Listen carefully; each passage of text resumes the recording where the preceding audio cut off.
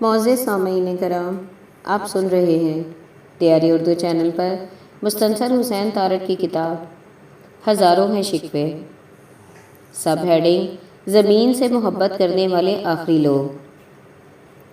شہر کا باسی جب شہر سے باہر نکلتا ہے اور شہر کی باسی دھوئیں اور کثافت سے گندی ہوئی ہوا کی بجائے اس کے پھیپھڑوں میں سبز کھیتوں پر ہولے سے چلتی تازہ کھنکتی ہوا اترتی ہے تو وہ فوراً نروس ہو جاتا ہے کہ یہ تو میرے ساتھ فراڈ ہو رہا ہے، یہ ایئر سپلائی تو میری زندگی برباد کر دے گی، میں کہیں کا نہ رہوں گا، نہ شہر کا نہ گاؤں کا۔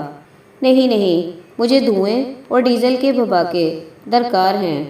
وہی میرا نصیب ہے کہ میں نے واپس جانا ہے، اور وہی میرا نصیب ہے۔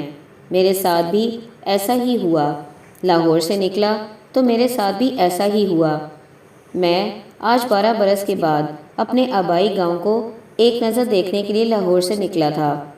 جی ٹی روڈ پر جہاں بڑے بڑے ٹریلر، ٹرک اور بسیں تھیں، وہاں اس کے کناروں پر ایک ایسا مقام آیا جسے قدرت نے اپنی مصوری کے لیے چنا تھا۔ سڑک کے دونوں کناروں پر گل مہر کے درخت تھے اور کتار اندر کتار تھے، اور ان کی ٹہنیاں سوکھی ہوئی تھیں اور پتوں سے آری تھیں، لیکن ایک ایک ٹہنی پر ہزاروں سرخ پھول پھوٹ رہے تھے، اور ان میں ولایتی کیکر کی گھنی جھاڑیاں تھیں جن پر زرد پھولوں کی آبشاریں تھیں۔ واہ! سمیر نے زبان سے ایک پٹاخہ سا چلایا۔ ادھر تو لینڈسکیپ کے ماسٹر مصور خالد اقبال کو لا کر حکم دینا چاہیے۔ واہ! سمیر نے زبان سے ایک پٹاخہ سا چلایا۔ ادھر تو لینڈسکیپ کے ماسٹر مصور خالد اقبال کو لا کر حکم دینا چاہیے کہ سر اسے ضرور پینٹ کریں۔ اور واقعی یہ منظر حیرت انگیز تھا۔ سادھو کے گاؤں کے آس پاس جوہڑوں میں کنول کھلے تھے۔ گجرانوالہ سے ایک ذیلی سڑک قادر آباد بیراج سے ہوتی ہوئی منڈی بہاؤالدین کو جا رہی تھی۔ اس ذیلی سڑک پر مڑتے ہی جی ٹی روڈ کا شور کم ہو گیا۔ کیکر کے درخت سڑک کے اوپر سبزے کی ایک سرنگ بناتے ہوئے جھکے جاتے تھے اور ہم ان میں سفر کرتے چلے جاتے تھے۔ دونوں جانب تا حد نظر گندم کے کھیت تھے۔ پکی ہوئی ہوا میں سرسراتی سنہری نہیں تھی، بلکہ اس کا رنگ زنگ آلود تانبے کا سا تھا۔ شاید یہ کوئی مختلف قسم تھی، ورنہ ہم تو پکی ہوئی گندم کی سنہری بالیوں کی بات کرتے ہیں۔ یہ بالیاں جو اس گندم نے پہن رکھی تھیں تانبے کے رنگ کی تھیں، جیسے خزاں رسیدہ جنگل کے فرش پر پتوں کے ڈھیروں کے رنگ ہوتے ہیں۔ یہ گندم جب کٹے گی اور اگلے چند روز میں کٹے گی تو ملک میں آٹے کی قلت کم ہو جائے گی۔ میں نے سوچا اور پھر فوراً ہی اپنی سوچ پر نادم ہوا کہ شاید میری سوچ حب الوطنی کے تقاضوں کے منافی ہے، اس لیے کہ بیشتر لیڈران ارشاد فرماتے ہیں کہ ملک میں آٹے کی کوئی قلت نہیں اور یہ ہر جگہ وافر مقدار میں موجود ہے۔ سب سے بصیرت افروز بیان تو وزیر خوراک بیگم عابدہ حسین کا ہے۔ انہوں نے ایک سوال کے جواب میں شدید غصے کا اظہار کرتے ہوئے فرمایا کہ کیا اس ملک میں کوئی شخص آٹا نہ ملنے پر بھی مرا ہے؟ جو یوں شور مچایا جا رہا ہے، اور بالکل درست فرمایا ہے۔ جب تک چند اموات واقعہ نہ ہوں، چند بچے نہ مریں، چند بوڑھے ہلاک نہ ہوں، کچھ عورتیں فوت نہ ہو جائیں، یہ کس طرح ثابت کیا جا سکتا ہے کہ ملک میں آٹے کی کمی ہے؟ البتہ چند لوگوں کے بے ہوش ہو جانے کی اطلاعات موصول ہوئی ہیں، جو صرف 2-4 روز کی بھوک سے نڈھال ہو کر اس حرکت پر اتر آئے، اور یہ بھی ان کا قصور ہے کیونکہ وہ بڑی آسانی سے آٹے کی بجائے کیک کھا سکتے تھے۔ پھل فروٹ کیوں نہ کھایا؟ اور جس طرح چند دانشور لیڈروں نے مشورہ دیا تھا کہ ایک تو قوم آٹا بہت کھاتی ہے، چاول کیوں نہیں کھاتی؟ آخر بنگالی قوم کا گزارا چاول پر ہے، سارے کا سارا مشرقی بعید چاول کھاتا ہے، تو پاکستانیوں کو کیا تکلیف ہے کہ آٹا آٹا کر رہے ہیں؟ یہ درست ہے کہ چاول قدرے مہنگے ہیں، لیکن اگر ملک پر اگر ابتلا آئے تو اتنی قربانی تو کرنی چاہیے۔ چنانچہ جب تک متعدد اموات واقعہ نہ ہوں تب تک کچھ ثابت نہیں ہو سکتا۔ مجھے یہاں ماضی کے کسی وزیر کا حوالہ یاد آتا ہے جنہوں نے کہا تھا، خواہ خواہ مہنگائی کا رونا رویا جا رہا ہے۔ میں نے آج ہی اپنے خانسامے سے پوچھا تھا کہ بازار میں اشیاء خورد و نوش کی کیا پوزیشن ہے، تو اس نے مجھے بتایا کہ ہر شے دستیاب ہے اور نہایت سستے داموں فروخت ہو رہی ہے، بلکہ دکاندار مجھ سے کچھ بھی وصول نہیں کرتے، مفت میں دے دیتے ہیں۔ بیگم عابدہ حسین کی اطلاعات بھی شاید ان کے کسی گھریلو ملازم بلکہ سینکڑوں گھریلو ملازموں کی جانب سے فراہم کی گئی ہوں گی۔ تو ان وسیع میدانوں میں علی پور چٹھا اور کلاسکے کے آس پاس پنجاب کے وسیع میدانوں میں تا حد نظر وہ گندم سرسراتی تھی جو یقینی طور پر ہمیں مرنے نہیں دے گی۔ دریائے چناب پر واقع قادر آباد بیراج بھی یقیناً ایک خوش نظر خوش نمائی ہے، لیکن اصل حیرت اس کے پار ہے۔ بیراج کی وجہ سے چناب کے پانیوں میں جنم لینے والی وہ جھیلیں جو 4 کلومیٹر کے علاقے میں اس طرح پھیلی ہوئی ہیں کہ ان میں لاکھوں کنول کے پتے تیرتے ہیں اور پانی کم دکھائی دیتا ہے، اور جا بجا چھوٹے چھوٹے جزیرے ہیں جن میں سروٹ اور قد آدم گھاس ہے، اور کوئی بھی شخص جو انہیں پہلی بار دیکھتا ہے تو انہیں اپنی نظروں کا دھوکہ سمجھتا ہے کہ اس نے یہ حیرت انگیز طور پر دل کو چھو لینے والا منظر شاید کبھی خواب میں تو دیکھا ہوگا، لیکن پاکستان کے بارے میں کسی کتاب میں، کسی بروشر میں، ٹورزم ڈپارٹمنٹ کے کسی پوسٹر میں نہیں دیکھا ہوگا، اور یقیناً پاکستان ٹورزم کے اعلیٰ حکام کو اس کے وجود سے قطعی بے خبری ہوگی، اور وہ مکھی پر مکھی مارتے ہوں گے کہ اعلیٰ حکام کی یہی نشانیاں ہیں۔ میں نے ایک کالم میں کنجر جھیل کے وسیع حسن کا تذکرہ کیا تھا۔ قادر آباد کی یہ جھیلیں واقعی خوابناک ہیں، اس دنیا میں نہیں لگتیں۔ میں نے انہیں موسم سرما میں بھی دیکھا ہے۔ سرد سویروں میں یہاں دھند کے بادل اترتے ہیں اور ان کے پانیوں پر ان گنت مرغابیاں تیرتی ہیں، اتنی زیادہ کہ ان کے پانی سیاہ نظر آتے ہیں۔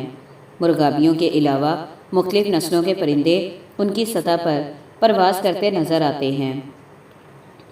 قادر آباد کی جھیلیں وہ مور ہیں جو چناب کے پانیوں پر ناچتے ہیں اور انہیں کوئی نہیں دیکھتا۔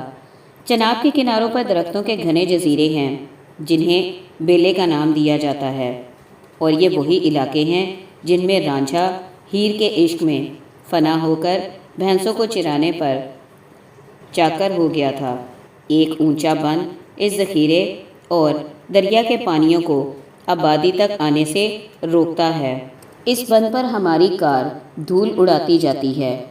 تب میں اپنے ماضی میں داخل ہوا جو کالیاں کا گاؤں بند کے ساتھ ایک فراموش محبت کی طرح گمنامی میں خوابیدہ تھا۔ کہیں بچپن کے ایام میں میں اپنے والدین کے ہمراہ گرمیوں کی چھٹیوں میں ادھر آیا کرتا تھا، اور اب 12 برس بعد گزر ہوا تھا۔ ایک زمانے کا کچا اور دور افتادہ گاؤں اب ایک قصبے کی شکل اختیار کر چکا تھا۔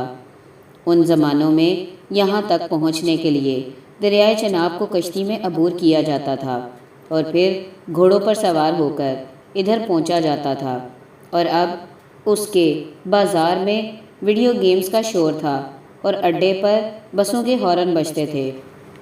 میرے آبائی گھر کے نیم شکستہ دروازے پر تالا لگا ہوا تھا۔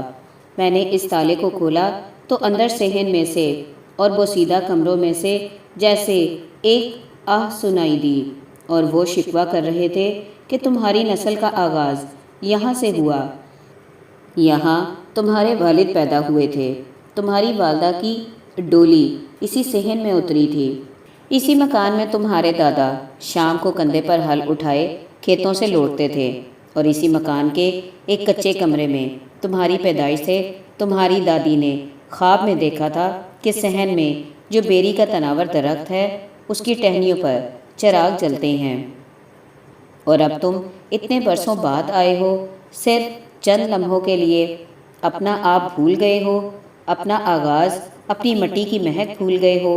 شہر نے تمہیں شہرت اور لالچ کے جال میں نگل لیا ہے، یہ کچا مکان بھول گئے ہو۔ میرے پاس اس شکوے کا کوئی جواب نہ تھا۔ میں واقعی چند لمحے ٹھہرا، کچھ تصویریں اتاری اور پھر سے اس شکستہ دروازے کو مقفل کر دیا اور یوں اپنے ماضی کو مقفل کر دیا۔ گاؤں کے درمیان میں ابھی تک وہ پرشکوہ گردوارہ قائم تھا، شکستہ اور نیم سوختہ، جس میں سینکڑوں سکھ خاندانوں نے پناہ لی تھی، اور جب شعلے بلند ہوئے تھے تو عورتیں کنویں میں کود گئیں اور باقی خاک ہو گئے۔ گئے وقتوں میں یہاں بہت کچھ ہوا تھا۔ میں رشتے کے ایک چچا سے ملنے گیا۔ چچا غلام قادر اپنے زمانے میں ایک نہایت خوش شکل جوان تھا، اور اب سفید پگڑی میں، سفید داڑھی میں اس کا سر ہلتا تھا۔ وہ بول نہیں سکتا تھا اور موت کے سائے اس کی آنکھوں میں تھے۔ وہ مجھے دیکھ کر کچھ بھی نہ کہہ سکا۔ اس کی بوڑھی آنکھوں سے آنسو بہتے چلے جاتے تھے۔ ایک عمر رسیدہ خاتون نے میرے سر پر ہاتھ رکھ کر کہا، غلام قادر، اس وقت پتہ نہیں کیا کیا دیکھ رہا ہے، کیونکہ تم سامنے آ گئے ہو۔ چچا غلام قادر کے لرزتے ہاتھوں نے مجھے پیار دیا، اور اس پیار نے مجھے بہت سکون دیا۔ شاید ہم آخری بار مل رہے تھے۔ اس گاؤں کی گلیوں نے مجھے ایک اور اعزاز دیا۔ اس نے میری اصل پہچان کو پھر سے زندہ کیا۔ کچی گلیوں میں، بازار میں، کھیتوں میں کوئی بوڑھا ملتا، کوئی بزرگ سامنے آتا، کوئی عمر رسیدہ خاتون مجھے دیکھتی تو کہتی، پتر، تم چودھری امیر بخش کے پوتے ہو، تم رحمت خان کے بیٹے ہو نا؟ اور پھر میرا ماتھا چوم کر، سر پر پیار دے کر دعائیں دیتی۔ ہم لوگ شہر میں کسی بھی دور افتادہ مقام پر بھی اپنی ادبی شہرت یا ٹیلی ویژن کے حوالے سے پہچانے جاتے ہیں، جو ایک عارضی شناخت ہے، اور یہاں میری پہچان صرف اور صرف میرے بزرگوں کے حوالے سے تھی۔ مجھے اس روز اتنی دعائیں ملیں کہ عمر بھر کے لیے کافی ہوں گی۔ سر پر اتنے پیار ملے کہ کئی برسوں کا سکون عطا ہوا۔ میں گاؤں کے قبرستان میں گیا تو پرانی قبروں پر صرف گھاس تھی۔ کسی کو بھی میرے دادا اور دادی کی قبر یاد نہ تھی۔ قبروں پر مٹی ڈالنے والے نہ ہوں، وہ بہتر زندگی کے لیے شہر چلے جائیں تو ان کے نصیب میں کوئی دیا نہیں ہوتا، صرف گھاس پھوس ہوتی ہے۔ میں نے فاتحہ پڑھی اور آہستہ آہستہ سمیر اور بھائی ذوالفقار کے ہمراہ بند سے پار جناب کی قربت میں واقع اپنی آبائی زمین کی طرف چلنے لگا۔ وہاں ایک سرسبز میدان کے پہلو میں گندم کے سنہری سٹے تھے، چارے کے کھیت تھے، اور ان کے درمیان ایک ٹیوب ویل تھا۔ مویشیوں کے لیے کچی کوٹھریاں تھیں۔ یہاں ایک زمانے میں شیشم کے گھنے درخت تھے، جن کی چھاؤں میں ایک کنواں تھا اور ہمیشہ چلتا تھا، اور اس کے پانی ٹھنڈے اور میٹھے تھے۔ یہاں 3 نہایت خوش شکل بزرگ محنت کرنے والے درانتیاں پکڑے ہوئے 4 پہیوں پر بیٹھے میرا انتظار کر رہے تھے۔ یہ زمین سے محبت کرنے والے آخری لوگ تھے۔ ان کی اولاد میں سے کچھ تو پڑھ لکھ کر ملازمتوں میں چلے گئے، کچھ سمندر پار اترے اور واپس نہیں آئے۔ یہ تینوں جھکتے جا رہے تھے اور آخری برسوں میں تھے۔ سفید رنگت، نیلی آنکھیں اور ستواں ناکیں، ان کی شکلوں میں مجھے اپنے والد دکھائی دیے۔ اپنے بیٹے کے نئے نقش نظر آئے کہ ہمارے آباء و اجداد ایک تھے، کبھی کبھی آ جایا کرو۔ چاچے روشن کا سر بے اختیار ہل رہا تھا۔ کبھی اپنوں کو دیکھ جایا کرو، بڑی ٹھنڈ پڑتی ہے تمہیں دیکھ کر۔ اب زیادہ وقت نہیں، ہم سب کے ویزے لگ گئے ہیں، بس ٹکٹ آنے کا انتظار ہے۔ کیا پتہ کب آ جائے اور ہم چلے جائیں، کبھی پھیرا مار لیا کرو۔ یہ زمین سے محبت کرنے والے آخری لوگ تھے۔ ان کے بعد اس زمین پر گھر بنیں گے، پیٹرول پمپ تعمیر ہوں گے، اور کسی کو شائبہ بھی نہ ہوگا کہ یہاں وہ 3 بوڑھے تھے جو زمین سے محبت کرنے والے آخری لوگ تھے۔ میں تو صرف اپنی تحریروں میں زمین سے محبت کا دم بھرتا تھا، اور یہ اس زمین کے لیے دم دینے والے تھے۔ میری دادی نے خواب میں اپنے صحن میں چھاؤں کرتی بیری کی ٹہنیوں پر جو چراغ جلتے دیکھے تھے، وہ شہر میں جا کر جلے۔ ان کی روشنی وہاں پھیلی جہاں پہلے ہی چکا چوند تھی۔ ان کی روشنی سے اس کچے گھر کے صحن کی تاریکی دور نہ ہو سکی۔ واپسی پر قادرآباد کی جھیلوں پر شام اتر رہی تھی اور میرے بدن میں بھی ایک شام اتر رہی تھی کہ میں اپنے ماضی سے رشتہ توڑ کر ایک بار پھر اپنی مٹی کو بھول کر شہر واپس جا رہا تھا۔ سب ہیڈنگ: پارو میری ماں مر گئی۔ فلم ایک زمانے میں ایک جوان ہوتے ہوئے لڑکے یا لڑکی کا سب سے بڑا رومانس ہوتی تھی۔ سینما وہ طلسم کدہ تھا جس میں داخل ہوتے ہی اس کا ماحول آپ کو اپنی گرفت میں لے لیتا تھا۔ ایک نیم تاریک ہال اور کوشش یہ کہ پنکھے کے نزدیک نشست ملے، نہ ملے تو فلم کے دوران گرمی اور پسینے سے مغلوب ہو کر قمیض اتار کر صرف بنیان میں ہی مدھوبالا کو دیکھ لیا۔ لڑکے بالے کندھوں پر سوڈا واٹر کی بوتلیں چابی سے ٹن ٹناٹن بجاتے ہوئے حسب موسم مونگ پھلی کے پیکٹ یا گنڈیریاں، اور پھر ہال کے اسپیکرز میں سے بلند ترین آہنگ میں نکلتی ہوئی تیز اور کانوں کو بہرا کر دینے والی موسیقی، اور جب روشنیاں گل کر دی جاتی تھیں اور پردہ آہستہ آہستہ اٹھتا تھا تو آپ کی بے چین روح بھی اس کے ساتھ ساتھ اٹھنے لگتی تھی۔ پردہ سکرین پر جو چہرے دکھائی دیتے تھے وہ دل میں اترتے چلے جاتے تھے اور آپ اپنی دنیا سے الگ ہو کر فینٹیسی کی اس دنیا کا ایک حصہ بن جاتے تھے۔ ہیرو کی بڑی ہوئی داڑھی اور ہیروئن کے فراک میں گم، اس کی بے وفائی میں آہیں بھرتے آپ بھی آہیں بھرتے تھے، اور جب ہیروئن کسی درخت کی ایک شاخ تھام کر ایک پورا گانا گاتی تھی تو گویا وہ صرف آپ کے لیے گاتی تھی۔ فلم کا اثر اتنا گہرا ہوتا تھا کہ کئی دن بعد تک روزمرہ زندگی میں اسی کے ڈائیلاگ چلتے تھے۔ والدہ نے صبح پوچھا کہ بیٹا آج کالج نہیں جاؤ گے، اور بیٹا ایک ٹھنڈی آہ بھر کر کہتا تھا، ماں جس دیے میں تیل نہیں اسے جلنے کا کیا ادھیکار؟ اور والدہ کا منہ حیرت سے اور تشویش سے کھل جاتا تھا کہ برخوردار کو کیا ہو گیا ہے۔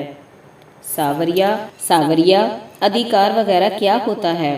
اور برخوردار کو بھی اس لفظ کے معنی نہیں معلوم، لیکن بلراج ساہنی نے ہم لوگ میں یہ کہا تھا کہ اس نے بھی ضرور کہنا ہے، لیکن بلراج ساہنی نے ہم لوگ میں یہ کہا ہے تو اس نے بھی ضرور کہنا ہے۔ کیا ہوا بیٹے؟ پوچھا جاتا تھا۔ اس دل کے ٹکڑے ہزار ہوئے، کوئی یہاں گرا کوئی وہاں گرا۔ تم نے کالج جانا ہے یا نہیں؟ والدہ نے تنگ آ کر پھر پوچھا۔ میں نے تو یہ دنیا چھوڑ جانا ہے ماں۔ غم کی دنیا سے دل بھر گیا، اور پارو میری ماں مر گئی۔ اس آخری ڈائیلاگ پر والدہ صاحبہ چولہے کے قریب رکھے چمٹے سے برخوردار کی ہلکی سی مرمت کرتی تھیں، اور وہ اٹھائے جا ان کے ستم گاتا ہوا کالج چلا جاتا تھا۔ فلم کا جادو اتنا تھا کہ سر چڑھ کر نہ صرف بولتا تھا بلکہ بولا دیتا تھا۔ ہمارے ایک بزرگ جب جوان ہوتے تھے تو مدھوبالا کی کوئی فلم دیکھ کر سینما ہال سے ہی سائیکل پر بمبئی روانہ ہو گئے کہ ہم تو مدھوبالا دیکھنے جا رہے ہیں۔ لاہور کے ایک درزی یعنی ٹیلر ماسٹر کو سریا سے اتنا عشق تھا کہ ہر دوسرے مہینے باقاعدہ صحرا باندھ کر بارات لے کر انہیں بیانے چل کھڑے ہوتے تھے، اور پھر مناسب مرمت ہونے پر ٹھنڈے ٹھنڈے گھر لوٹ آتے تھے۔ ایک اور عزیز جو وفات پا چکے ہیں، ان کو خبت تھا کہ ان کی بیگم کے زیور فلاں اداکار کے زیوروں کی کاپی ہونی چاہیے۔ ایک اور عزیز جو وفات پا چکے ہیں، ان کو خبت تھا کہ ان کی بیگم کے زیور فلاں اداکارہ کے زیوروں کی کاپی ہونی چاہیے۔ چونکہ وی سی آر بھی بہت دور تھا، اس لیے اپنے سنار کو لے کر روزانہ فلم دکھاتے، اندھیرے میں بیٹھ کر ہدایات دیتے، اور سنار ایک کاغذ پر ہیروئن کے زیوروں کے ڈیزائن نقل کرنے کی کوشش کرتا۔ ان کا کہنا تھا کہ ایک بار نرگس کے جھمکوں کا ڈیزائن نوٹ کرنے کے لیے انہوں نے سنار کو 22 مرتبہ ایک فلم دکھائی تھی۔ ان دنوں یہ رواج بھی نہیں تھا کہ فلم دیکھی اور تسلی ہو گئی۔ جی نہیں، اگر فلم پسند آ گئی تو روزانہ دیکھنی ہے۔ چنانچہ ایسے لوگ بڑی قدر و منزلت سے دیکھے جاتے تھے جن کے بارے میں اطلاع آتی تھی کہ جی انہوں نے تو فلم داغ 111 مرتبہ دیکھی ہے۔ اسی طرح کسی بھی مشہور فلم کا پہلا شو دیکھنا بھی ایک انتہائی بلند پایہ اعزاز ہوتا تھا۔ یہ اعزاز مزید معتبر ٹھہرتا تھا اگر فلم کا پہلا شو سب سے نچلی کلاس یعنی 10 آنے والی کلاس میں بیٹھ کر دیکھا جائے۔ کم از کم 24 گھنٹے پیشتر تو میں نے بھی شوقین حضرات کو لائن میں لگے دیکھا تھا۔ ان دنوں فلم دیکھنے کے ساتھ ساتھ فلم میں کام کرنے اور فلم بنانے کا بھی کریز ہوتا تھا۔ ہیرو بننے کے لیے گھر سے فرار ہو جانا ایک معمول تھا۔ اگر والد صاحب جائیداد تھے اور مناسب وقت پر فوت ہو گئے ہیں تو برخوردار کا پہلا کام یہ ہوتا تھا کہ 40ویں کی رسوم سے فارغ ہوتے ہی مال و دولت سمیٹ کر سیدھا فلم اسٹوڈیو کا رخ کرنا۔ 2-4 ماہ کے تخلیقی تجربے کے بعد بغل میں نامکمل فلم کے 2-3 ڈبے لیے لوٹ کے گھر آنا اور پھر اگلے روز سے فٹ پاتھ پر بیٹھ کر روزی کے لیے جوتے گانٹھنا۔ ان زمانوں کے اداکار بھی ذرا مختلف ہوتے تھے۔ وہ شہرت اور ناموری کو خوب انجوائے کرتے تھے اور جو کماتے تھے لٹا دیتے تھے اور پھر نشہ پانی کی زیادتی سے یا فوت ہو جاتے تھے اور یا پرچون کی دکان کھول لیتے تھے۔ دراصل یہ معصوم لوگوں کا عہد تھا۔ ان میں جو برائیاں ہوتی تھیں وہ بھی آج کے مقابلے میں معصوم ہوتی تھیں۔ زیادہ منصوبہ بند نہیں تھے، دوستی یاری اور محبتوں پر اعتبار کرتے تھے اور فکر و فراز سے بے خبر رہتے تھے۔